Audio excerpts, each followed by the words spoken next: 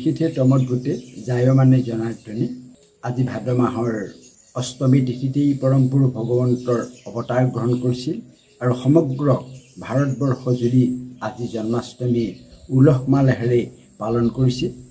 ঠিক অসমতো তদনুৰূপ পালন কৰা হৈছে শদিয়াৰ পৰা ধুবুৰীলৈকে আৰু আধ্যাত্মিক ক্ষেত্ৰ সাংস্কৃতিক বৰ্গৰ মাজুলীত উলহ মালহেৰে সমস্তজনে এই জন্মাষ্টমী পালন কৰিছে আৰু আজিৰ দিনটো যাতে সুকলমে পাৰ হয় তাৰ কাৰণে আমি ভগৱন্তৰ ওচৰত প্ৰাৰ্থনা জনাওঁ।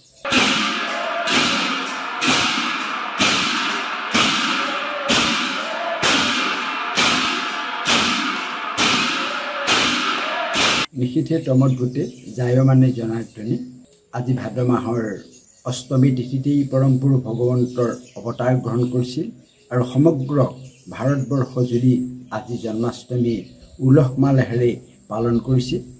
ঠিক অসমতো তদনুৰূপ পালন কৰা হৈছে শদিয়াৰ পৰা ধুবুৰীলৈকে আৰু আধ্যাত্মিক ক্ষেত্ৰ সাংস্কৃতিক বৰ্গৰ মাজুলীত উলহ মালহেৰে সমস্তজনে এই জন্মাষ্টমী পালন কৰিছে আৰু আজিৰ দিনটো যাতে সুকলমে পাৰ হয় তাৰ কাৰণে আমি ভগৱন্তৰ ওচৰত প্ৰাৰ্থনা জনাওঁ।